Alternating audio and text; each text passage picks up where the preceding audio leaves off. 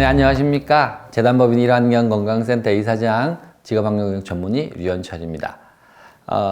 지난 시간에 말씀드렸던 것처럼 이번 시간에는요, 중대재해처벌법과 위험성 평가, 이거 둘의 관계, 혹은 이것들 어떻게 이해해야 되느냐라는 말씀을 드리고자 합니다.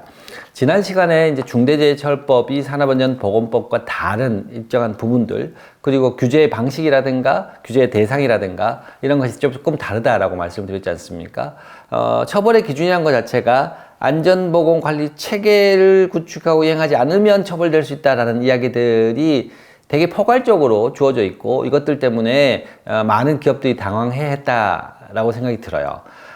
그러면 그 안전보건관리 체계 구축하고 이행한다는 것은 어떤 의미냐라는 것을 고용노동부의 해설서에서도 그렇고 그 맥락상에서도 위험성 평가를 똑바로 하라는 것이랑 연결된다고 말씀을 드렸습니다. 자, 그러면 지금 현재 고용노동부가 중대재해 감축과 관련돼서 어떻게 이야기를 하고 있냐 좀 보면 그 맥락들을 연결시키는 것들이 도움이 될 수도 있겠습니다. 고용노동부가 2022년 11월에 중대재해 감축 로드맵이라는 걸 발표했습니다. 그러니까 현 정부, 새로 들어선 정부의 중대재해 관리에 대해서는 이렇게 가겠다라는 것을 관계부처 합동으로 내놓았던 중요한 골간이 되는 거겠죠. 거기서 가장 첫 번째로 중요하게 이야기했던 것 자체가 뭐냐 하면 위험성 평가 중심의 자기규율 예방 체계라고 했습니다. 결국 이 위험성 평가라는 건 말들 자체가 제가 앞서 말씀드렸던 중대재해처벌법하고 맥락이 연결되는데요. 여기서 이야기되는 건 약간 다른 건 있습니다. 우리는 중대재해처벌법, 안 하면 처벌하겠다는 것들 자체는 자기규율이라고 보기는 어렵잖아요. 그런데 중대재해처벌법에서도 위험성 평가가 가장 중요해진다. 위험성 평가가 처벌의 기준이 된다고 이야기를 했고, 자기규율에서도 마찬가지로 위험성 평가가 자기규율 예방 체계의 중심이다라고 이야기를 하고 있습니다. 뭔가 맥락이 잘 안 맞는 것이 같기도 하죠. 조금 더 들어가면 조금 더 우리가 좀 고민스러운 부분이 있습니다. 2023년에 그러니까 위험성 평가 중심의 자기규율 예방체계를 확립한다고 이야기를 하고 난 다음에 위험성 평가가 중요하니까 이번에는 산업안전보건감독종합계획에서 앞으로 산업안전보건감독은 위험성 평가를 중심으로 모든 걸 재편하겠다라고 얘기를 했습니다. 이건 뭐지? 한편으로 중대재해처벌법에서 위험성 평가들이 되게 중요해진다는 말하고 맥락이 되는 것 같은데, 감독을 한다면서 위험성 평가를 감독한다. 이거는 자기규율하고 맞지 않는 게 아닐까? 이런 고민도 좀 들게 되는 거죠. 그래요. 그럼 어떻게 설명해야 될까? 그뿐만 아니라 사실은 위험성 평가를 계속 강조하면서 2023년 3월 달에 위험성 평가에 대한 내용들, 어떻게 해야 될 것인가를 담고 있는 고시들을 개정 고시하고 실제로 5월 달부터 이제 이게 시행하게 된 거죠. 그러니까 중대재해처벌법이란 것들하고 논외로 하더라도, 정부에서는 위험성 평가라는 것 자체를 굉장히 중요한 하나의 안전보건 행정에 있어서 중요한 한 축으로 잡고, 이걸 기준으로 해서 산업안전보건 감독도 하겠고, 그리고 위험성 평가를 똑바로 할 수 있는 여러 가지 고시까지 개정을 했었습니다. 자, 그러면 앞서 말씀드렸던 것하고 상충되는 부분들, 중대재해처벌법에 대한 기준들 자체, 처벌이란 법이라는 것 자체는 사실 자기규율을 보기 애매하잖아요. 근데 처벌법에도 결국은 안전보건 체계 구축 이행이라는 것 자체가 위험성 평가 연결된다. 자기율도 마찬가지 위험성 평가 연결된다. 이 부분 어떻게 해석해야 되느냐? 사실 그렇게 어렵진 않습니다. 중대재해처벌법이라는 것 자체는 뭐냐 하면, 기존의 산업안전보건법처럼 세세하게 어떤 것들을 다 정해놓고 리스트, 요거 맞춰보고 거기 맞지 않으면 처벌하겠다는 것이 아니고요. 포괄적으로 결과에 대한 책임을 지라는 것하고 비슷합니다.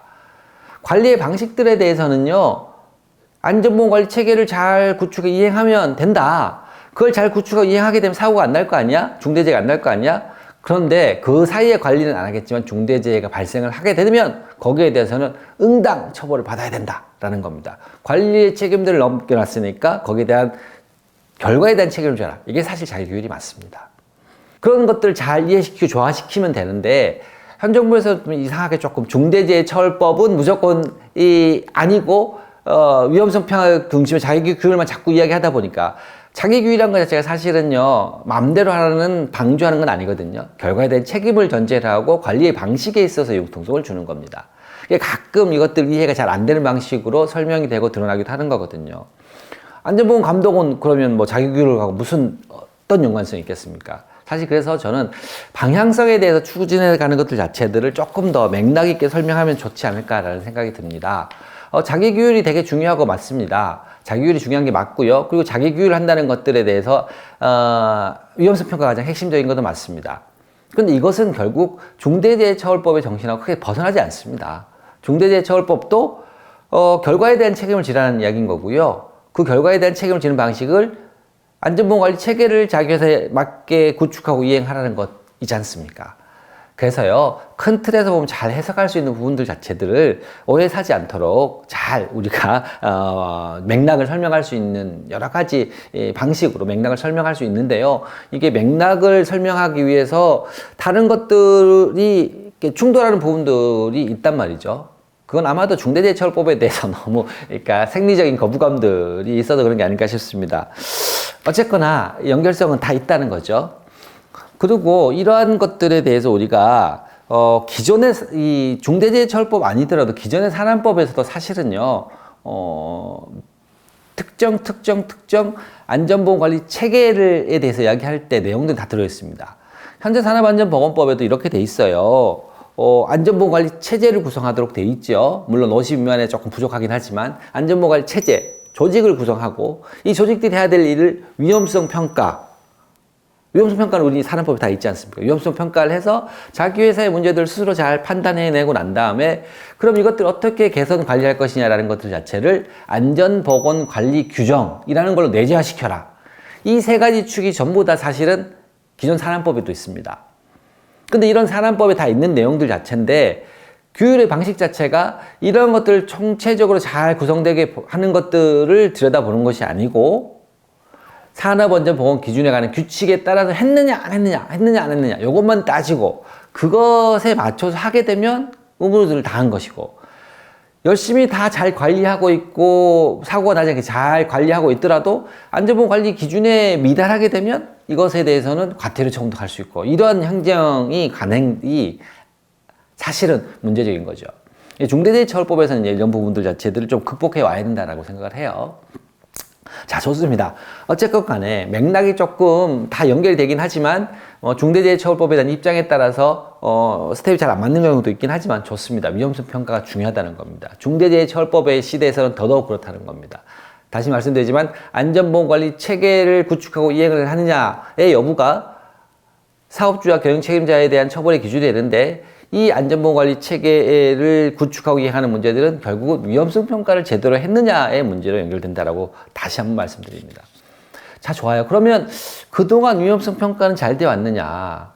산업안전보건법에 법상의 위험성 평가가 들어가기 전부터 사실 한 거의 10여 년 이상 위험성 평가들에 대한 이야기가 되어 왔고 실제로 시행된 것도 꽤나 오래되지 않습니까?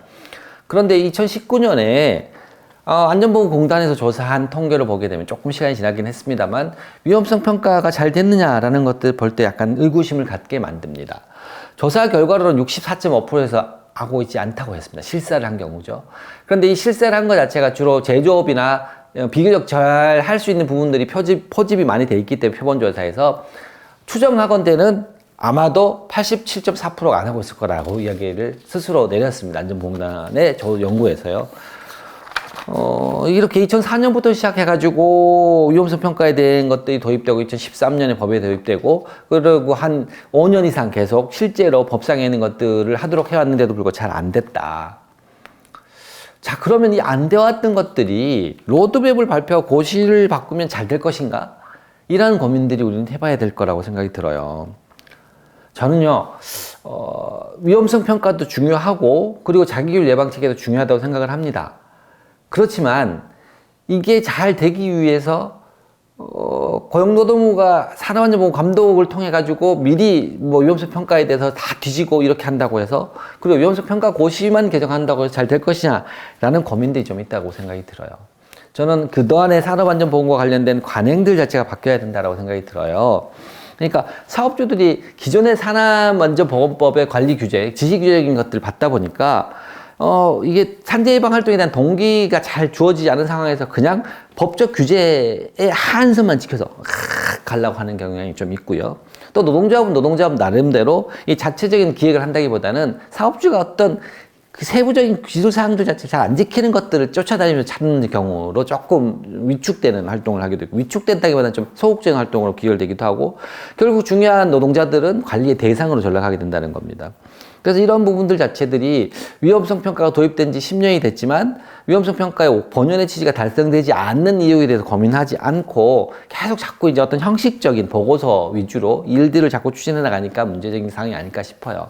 그래서 저는 뭐 위험성 평가란 것 자체를 개별 사업장 수준에서만 할 게 아니라 국가적인 수준에 좀 먼저 위험을 평가하고, 어떤 것이 먼저 위험성 평가는 그런 거잖아요. 위험을 들여다보고, 존재하는 위험을 들여다보고 어떤 위험부터 우선 개선을 해야 될 것인가 라는 것들을 보고 개선 과정들을 일련하게 번원해 나가는 거 아닙니까? 그래서 우리나라에서도 사실은 기업이 좀 뭐 잘 못하고 있는 것들 자체들에 대해서 위험성 평가하라고 하지 말고 정책적으로 위험성 평가, 국가적 수준의 위험성 평가를 해보면 어떨까라는 생각이 듭니다. 그래서 그런 건 결국은 이렇게 이야기할 수 있어요. 국가가 해야 될 것들의 위험 관리 중에 가장 핵심적인 것 자체는 뭐냐면 알려지지 않은 위험, unknown risk라고 제가 표현했는데, 알려지지 않은 위험들에 대한 관리를 하는 겁니다. 위험을 그러면 왜 알려지지 않은 unknown risk랑 known risk는 뭐가 차이가 있겠냐?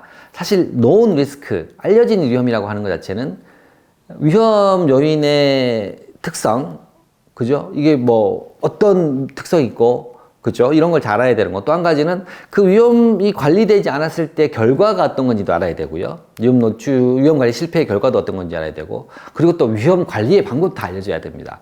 이걸 다 알고 있어야 이건 알려진 위험이 되는 거거든요. 이렇게 다 위험 요인의 특성부터 시작해서 관리의 방법, 그리고 관리 실패했을 때 결과까지 다 알려진 위험들에 대해서는 당연히 기업들이 책임을 지게 만들어야 됩니다. 마땅히 기업이 책임져야 됩니다. 그런데요, 잘 알려지지 않은 위험들이 있는 겁니다. 그러니까 아직 위험의 성격, 예를 들면 코로나 바이러스 처음 들어왔을 때 이게 어떤 성격인지 잘 몰랐던 거잖아요. 이런 것처럼 아직 뭐 또 새로운 첨단 산업이 어떤 화학물질이나 첨단 사업의 공정이 위험한지 잘 모른다. 그러면 사실 이걸 열심히 알 수 있도록 만들어주는 역할들 자체를 알려진 위험으로 가게 만들어주는 역할들을 정부가 해야 됩니다. 또 언노운 리스크의 또 한 가지는 숨겨진 위험이 있을 거죠. 은폐된 위험. 이런 것들을 잘 발견해가지고 거기에 대해서 잘 드러내는, 이것도 정부의 역할이라고 생각해요. 그래서 이 위험에 따라서 어떤 역할들을 잘 정부나 기업들이 역할을 해줘야 되는 거고요. 국가는 이런 것들 전체적으로 조망하면서 잘 알려진 위험들부터 시작해가지고 기업들이 책임질 수 있도록 하게 만드는 것, 그 영역부터 시작해가지고 위험성 평가를 잘 할 수 있도록 지지 견인하는 것들이 되게 필요하다고 저는 생각을 합니다. 그런 것들을 고민해 보게 된다 그러면 우리가 좀 봐야 될 것 자체가 기존에 있는 위험성 평가들 제도가 없었느냐, 이걸 봐야 되거든요. 위험성 평가가 마찬가지로 뚝 떨어진 것처럼 새로운 제도다 이렇게 설명하게 되면 저는 동의가 되진 않습니다. 사실은 기존의 위험성 평가랑 유사한 제도들이 많이 있었거든요. PSM, 공정안전보고서라고 얘기를 하고요. 그 다음 유해위험 방지 계획서, 안전보건 진단, 근무협계 요인조사, 작업환경 추정, 건강진단. 이게 전부 다 큰 틀에서 보게 되면 모두 위험성 평가의 일환인 겁니다. 위험성 평가라는 것 자체가 존재하는 위험들에 대해서 찾아내고 그 실제로 이게 수용 가능한 수준인지 아닌지를 판단하게 되는 거고, 수용할 수 있는 정도 수준이 아니라 그러면 개선 어떻게 할 건지 찾아나가는 과정이죠. 앞서 말씀드린 대부분의 제도들 자체가 결국 그 위험성 평가의 일환으로 해석될 수가 있는 것들인데요. 문제는 뭐냐? 이런 제도들이 전부 다 잘 되고 있느냐라는 겁니다. 잘 되고 있느냐? 말 자체가 평가, 진단, 계획 이렇게 돼 있어서 그런지 모르겠습니다만 사실 이러한 제도들이 지금 이야기되는 위험성 평가와 마찬가지로 사실은 존재하는 위험들을 잘 드러내가지고 이것이 개선 비용이 얼마나든지 상관없이 그걸 개선해 나가는 과정으로 갖고 가는 이런 일련의 개선, 그러니까 숨어있는 위험까지 다 드러내고 그것들의 개선 방법들을 모색하고 개선까지 연결되는 이런 방식으로 가고 있는 게 맞느냐. 저는 기존의 제도들은요, 보고서를 만들어 딱 보여주면서 우리 회사는 괜찮잖아, 이 정도면 크게 문제 없는 거 아니야, 이런 걸 자꾸 보여주려고 하는, 그리고 개선 조치라는 것 자체도 비용이 크게 드는 문제들보다는 그냥 눈에 보일 수 있는, 보여줄 만한 개선 조치만 택하는 게 아니냐라는 생각을 하게 됩니다. 그래서 위험성 평가의 출발은요, 위험을 드러내는 것부터 출발해야 된다고 생각을 해요. 위험을 드러내야 된다. 기존의 제도 자체가 이만하면 괜찮지 않냐? 그러니까 작업환경 측정을 하는 것도 우리 회사 괜찮잖아, 건강진단하는 것도 뭐 우리는 별로 환자들도 없고 이 정도면 다 관리되는 문제야 라고 관리되고 있는 위험들에 대해서만 이야기하고 싶어서 기존 제도들 자체를 자꾸 그런 식으로 몰아간다고 한다 그러면 위험성 평가는 그런 관행에서 벗어나야 된다는 거죠. 그렇게 하지 않게 되면 문제는 여전할 거라는 거고요. 관리되는 위험에서만 드러난다고 치면요. 드러나지 않은 위험들은 관리되지도 않고 그 사고는 계속 일어나겠죠. 그런데 안전에 대한 사회적 가능성은 계속 높아지고 있어요. 그리고 더 강력한 처벌을 요구하게 돼요. 그럼 이게 서로 엇박자가 나게 되면 위험성 평가를 안 한다고 처벌하고 또 위험성 평가들을 제대로 하려고 그러면 존재하는 위험들 다 드러내야 되는데 그러면 위험을 다 잘 드러내는 좋은 위험성 평가는 오히려 그거 자체가 이거 현재 기준에 미달하고 있네? 과태료 처분. 이런 딜레마들이 생길 수가 있다는 겁니다. 그래서 지금 현재적 상황에서는요, 제일 중요한 것 자체가 기존의 많은 제도들도 위험성 평가의 맥락에서 이해될 수 있어야 되는 제도들이 많이 있는데 그게 왜 잘 안 돼 왔을까? 그런 것들을 다시 성찰적으로 재검토해야 되는 거고 그리고 거기에 맞지 않은 안전보건 행정이라든가 법제들 같은 경우는 계속 개선을 동반시켜 가야 실제로 위험성 평가가 자리 잡을 수 있다라고 생각이 듭니다. 그래서 중대재해처벌법이 그런 계기를 던져주게 된 거죠. 중대재해처벌법은 왜냐 이전에 있는 것처럼 대부분의 기록된 것들만 지키면 괜찮아라가 아니라 포괄적으로 안전보건 체계 잘 구축했느냐 잘 이행했느냐를 다 보겠다고 했으니까요. 다 계기가 됐다고 생각합니다. 그러면 이 중대재해처벌법 시대에 도래되게 위험성 평가 이거 어떻게 하면 잘할 수 있느냐? 뭐 전문가 역할도 있고 여러 사람들 역할이 있는데요. 뭐 저는 뭐 크게 어렵게 보진 않습니다. 전문가들 역할은요 그냥 위험을 좀 바로 보게 만드는 거, 제대로 보게 만드는 거. 그래서 실제로 현장에 있는 위험들을 제일 잘 아는 건 노동자들이라고 이야기하잖아요. 그리고 기업 관리자들이겠죠. 거기에 대해서 위험을 과대평가하거나 과소평가하지 않게 만들어지는 것들을 개입해 주는 게 역할이라고 생각을 해요. 그런 거는 뭐 전문가들은 그러니까 때때로는 위험들 자체의 결과가 제일 한참 몇십 년 후에 나타나니까 이걸 교정해 줘야 되는 거고 또 그러다 보면 위험을 과소평가할 수 있는 거죠. 또 한편으로는 과대평가할 수도 있어요. 단지 냄새가 난다 이런 것들 자체가 그것도 문제이긴 하지만 건강 영향은 작음에도 불구하고 걱정스러울 수도 있잖아요. 그래서 이런 문제들에 대해서는 앞서 제가 위험에 대해서 평가하는데 현장의 판단이 되게 중요하다는 것 자체는 뒤져보시게 되면 앞선 저희 컨텐츠 중에 위험성 평가 이해라는 부분들 찾아보시면 좋을 것 같습니다. 결국 제가 말씀드리고자 하는 것들의 핵심 중에 한 가지는 뭐냐면 위험성 평가들은 일하는 사람들이 참여해야 된다. 일하는 사람이 참여해야 되는 것들이 되게 중요하다는 것들은 동의합니다. 그러면 그냥 위험성 평가에 노동자들이 참여해야 된다. 이것만 가지고 조금 설득이 잘 안 되는 경험을 많이 봅니다. 위험성 평가 제도에 대해 너무 어렵다고 생각하거든요. 위험성 평가 노동자 어떻게 참여하는 거야? 그 복잡하고 뭐 컴퓨터 앞에 앉아서 하는 거 보니까 너무 어렵겠던데 화학물질 같은 어떻게 평가해? 그 어려운 것들을 어떻게 해내야 돼? 라는 고민이 들 수 있다는 거죠. 그래서 이걸 조금 더 좀 다가갈 수 있게 이야기했으면 좋겠다라는 생각이 듭니다.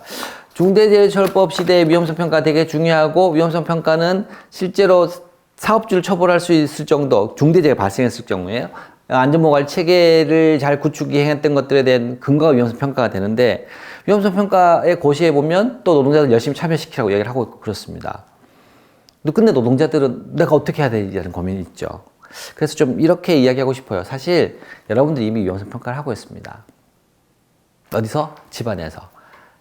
아기가 전 콘센트에 막 다가가서 이렇게 있으면 뭔가 위험해 보이죠. 무슨 짓을 할지 모릅니다. 위험한 거죠. 그럼 여러분들 어떻게 합니까? 그래, 지가 한번 사고를 당해봐야 알지라고 방치하지 않는 경우가 더 많을 겁니다. 보호 조치를 합니다. 개선 조치를 하는 거죠. 다 하지 않습니까? 그리고요, 책상 모서리 같은 경우에도 조그만 애들, 뭐 어른들은 안 다치겠지만 조그만 애들이 머리를 부딪히고 넘어졌을 때 상처 크게 나고 할 수 있다는 것들이 눈에 다 보이게 되면 보호 조치를 하죠. 다 합니다. 나이 드신 분이 집안에서 낙상을 해가지고 욕실에서 미끄러져서 쓰러져서 크게 다치시게 되면 그 이후로 굉장히 안 좋아지지 않습니까? 그러니까 어떻게 해요? 미끄럼도 방지하도록 하고 자꾸 일어설 수 있도록 보조 장치도 설치하고 하고 있지 않습니까? 이 위험성 평가입니다. 여러분 이미 하고 있습니다. 화학물질에 대해서요? 사실은 화학물질의 내용도 잘 모르지만 여러분들은 일상생활에서 쓰는 화학물, 애기들한테 쓰는 거 파우더에 뭐 안 좋은 게 들었어. 그러면 다 이제 일일이 찾아봅니다. 거기 뭐가 들었는지, 이게 좋은가 안 좋은가. 판단하고 거기에 대해서 어떻게 할지 생각을 다 하시지 않습니까? 지금은 다 뭐 대부분 다 이렇게 보편했지만 과거에 젖병에서 환경 호르몬이 나오는데 이렇게 생각하게 되면 그걸 없는 걸 찾아내죠. 들여다보고 이거 있는지 없는지 판단하고 대체할 수 있는 것들을 찾아내고 병을 들이기도 하죠. 그리고 또 뭐 집안에서 있는 가스레인지에서 여러 가지 미세먼지가 나온다 그러니까 그럼 인덕션으로 바꿔볼까 이렇게 선택도 하기도 하고요. 그리고 뭐 코팅 프라이팬이 안 좋다. 거기에 과불화물이 안 좋으니까 그럼 코팅이 없는 스테인리스 쓰면 어떨까? 이거 스테인리스 씁니다. 근데 스테인리스 스틸 쓰니까 거기에 또 연마제가 껴있으니까 어떡해? 그럼 또 거기에 대해서 우리가 다 닦아내고 사전 방치들을 다 하죠. 화학물질에 대해서 여러분 이렇게 위험성 평가하고 거기에 대해서 대치를 하고 있는 겁니다. 뭐 심지어는요 화학 조미료 쓸 때 안 가는 데도 있지 않습니까? 아예 이런 것처럼 여러분들이 이미 위험성 평가를 한다는 거예요. 이거를 일터로 갖고 오면 된다는 겁니다. 이게 이제 연결고리가 그렇게 없는 게 아닌데도 불구하고 우리가 의식을 조금 바꾸면 좋겠다. 메탄올 문제들 우리가 메탄올 워셔액에 메탄올이 들었다 그러니까요. 지금 다 에탄올 워셔액 쓰지 않습니까? 바꿔놨어요. 메탄올 가격이 좀 더 싸죠. 좀 더 많이 싸죠. 그렇지만 불구하고 에탄올 쓰고 다 하고 있죠. 그런데 이게 일터로 오게 되면 제대로 작동을 안 하게 되니까 젊은 노동자들이 실명을 하고 같은 문제지 않습니까? 와시액에 쓰는 메탄올이 들어있던 거에서 에탄올 바꾸는 것처럼 전자제품, 휴대폰 부품 공장에서 가공유로 쓰던 것 자체를 메탄올을 쓰는 게 아니라 에탄올을 썼어야 된다는 거죠. 이런 것들 자체가 사실은 일상의 안전이 중요한 것처럼 여러분들이 가정에서 하는 것처럼 일터 안전들이 중요하다. 훨씬 더 중요하다 때때로 더 많은 시간을 보내기 때문에 이렇게 연결시켜 보게 되면 위험성 평가는 여러분들도 어렵지 않게 생각해 볼 수 있습니다. 우리가 할 수 있는 것 자체는 크고 방대한 지식이 필요한 것들이 아니고요. 아주 기초적인 거 위험에 대해서 인식하게 되면 우리가 일하는 방식, 작동하는 방식에 대해서 적용시켜 보면 되는 겁니다. 우리 가정 내에서 잘 들여다보고 우리 일상생활에서 들여다보는 것처럼 하면 됩니다. 다만 이런 문제들을 어렵게 만드는 것 자체가 여러 가지 보고서 여러 가지 도표 숫자 계산으로 되어 있는 이런 위험성 평가 보고서를 생각하니까 그렇습니다. 저는 좀 새로운 시도도 필요하다고 생각하거든요. 사업장 환경에 맞게 안전보건관리 체계도 사업장 규모에 맞게 하는 거 아닙니까? 또 새로운 여러 가지 문물들이 많이 들어왔지 않습니까? 문명이들이 많잖아요. 새로운 물질도 도입되고 새로운 절차 방식도 도입되고 뭐 아차 사고나 이런 것들도 다 발생하고 질병의 발생 이런 게 다 연속적으로 일어나는 문제 아닙니까? 특정 시기에 있는 문제가 아니지 않습니까? 더더군다나 이런 일련의 과정들 중에서 아차 사고는 수시대로 발생하는 거 아니에요. 그렇죠? 아차 사고는 예방에 있어서는 중대재해 발생만큼이나 중요합니다. 아차 사고라고 하는 것 자체는 결과적으로 문제가 발생하지 않았을 뿐이지 그 과정은 그대로 동일하게 그 문제적인 상황들이 있었던 거 아닙니까? 그러니까 사고가 나기 전에 문제적인 상황들 자체를 개선할 수 있는 아차 사고가 얼마나 좋은 예가 되겠습니까? 근데 이걸 다 하도록 얘기를 하고 있죠. 그렇다 그러면 새로운 물질이나 공정이 도입되고 중간중간 발생한 아차 사고 이런 것들을 다 일련의 과정 속에서 기록하고 관리해야 되는데 종이에 인쇄된 보고서 위험성 평가서로 대체할 수 있겠습니까? 안 했으면 좋겠어요. 아주 간단한 부분은 그렇게 할 수 있겠지만 저는 그래서 요즘 시대가 얼마나 좋습니까? 새로운 생각을 해보면 사진만 찍으면 바로 클라우드 올라가지 않습니까? 그리고 위험 상황들을 사진만큼 잘 보여주는 게 어디 있습니까? 때때로는 소리까지 다, 동영상까지 다 올라가지 않습니까? 그걸 찍고 그리고 생생한 것들 다 전달할 수 있으면 이것들만 모아서 잘 나중에 정리를 해도 얼마든지 가능한 위험성 평가가 되지 않겠습니까? 그래서 저는 현재 시대 위험성 평가하는 것 자체는 있는 위험을 그대로 드러내 보여주는 게 중요하다라고 생각해요. 그래서 다양한 방식들의 다양한 매체들을 활용하고 그래서 새로운 것들 사진과 영상까지 담고 로그 업데이트 이라고 로그 자료만 있으면 되지 않습니까? 이런 전산 자료로도 얼마든지 위험성 평가를 할 수 있겠다. 아무리 작은 사업장에서도 컴퓨터 한 대 없고 엑셀 하나 없고 그러지 않지 않습니까? 휴대폰 카메라 다 있고요. 이런 고민도 좀 해봐야 되겠다. 또 이런 반대편에서 이런 것도 괜찮다라고 생각이 들어요. 우리 회사의 위험들을 다 10명 정도 되는 회사라면 다 10개씩 적어보라고 해보는 거죠. 10개 적어보세요. 10명이면 10장이 멀고 100명이라도 100장 모일 거죠. 물론 중복되는 것이 많이 있겠습니다만 그 사이에 이분들이 생각하는 것들이 이런 위험이 있는 걸 발견해낼 수도 있고요. 또 그분들한테 대책도 한번 적어보십시오 라고 해보는 것들도 생각해 볼 수 있다는 거죠. 그래서 틀에 박힌 위험성 평가를 생각하지 말고 그리고 중대재해처벌법에서 시대에 왔을 때 위험성 평가 중요해지니까 이전보다 훨씬 더 엄격하게 문서로 인쇄되고 형식을 갖춘 위험성 평가 이렇게 생각하고 이런 경우가 많은 것 같은데요. 그렇게 하지 마시고 새로운 방식, 새로운 시대에 맞춰가지고요. 위험성 평가를 다채롭게 좀 풍부화시켰으면 좋겠고, 이거는 위험성 평가를 인증하거나 위험성 평가를 지도하는 행정기관에서도 다양하게 좀 고민해 주셨으면 좋겠다라는 생각입니다. 중대재해처벌법의 이야기부터 시작해서 산업안전보건법을 이야기하고 거기서 위험성과 관계를 이야기하고 위험성 평가 좀 이렇게 해봤으면 좋겠다라는 말씀까지 드렸습니다. 아마도 이 맥락들 자체가 조금 당황스러운 분도 계시긴 할 겁니다만 우리는 이러한 새로운 고민들을 하지 않는 한은 기존의 관성, 기존의 문제의식을 가지고는 새로운 시대의 문제들을 대처할 수 없을 것 같습니다. 안전보건의 문제들에 대해서도 마찬가지고 또 다른 새로운 시대에 있어서 대응하는 방식들은 다 새로운 부대, 새술은 새 부대에 담는 것처럼 고민해야 될 필요가 있다고 생각이 듭니다. 오늘 이야기는 여기서 마치고요. 앞으로 조금 더 기회가 된다 그러면요. 좀 구체적인 사례를 가지고도 여러분들하고 얘기해 볼 수 있었으면 좋겠습니다. 네, 오늘은 여기서 마치겠습니다. 감사합니다.